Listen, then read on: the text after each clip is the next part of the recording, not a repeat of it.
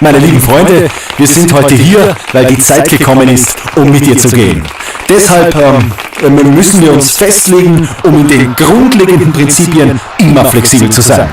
Dafür brauchen wir ein klares Profil. Ich bin überzeugt, wir machen das mit links, weil wir rechts nichts liegen lassen sollen.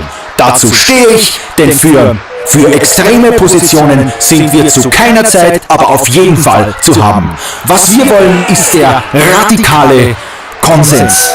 Wir werden dabei keine Millimeter auf unseren Standpunkten bleiben, denn der kleine Mann hat es verdient, dass wir auf die Großen ein Auge haben, dass wir stets ehrlich und verlässlich zudrücken.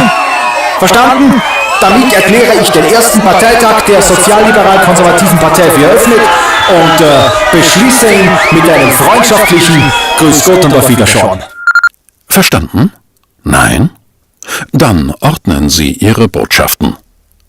Wie kommunizieren Sie? Widerspruchsfrei? Eindeutige und widerspruchsfreie Botschaften brauchen neue Denkansätze und ein strategisches Zusammenspiel von Werbung, Marketing und Public Relations. Konsequent nach den Grundsätzen der integrierten Kommunikation.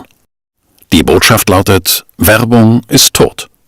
Unser Konzept: integrierte Kommunikation mit 360-Grad-Blickwinkel. Art Industrial, Agentur für integrierte Kommunikation.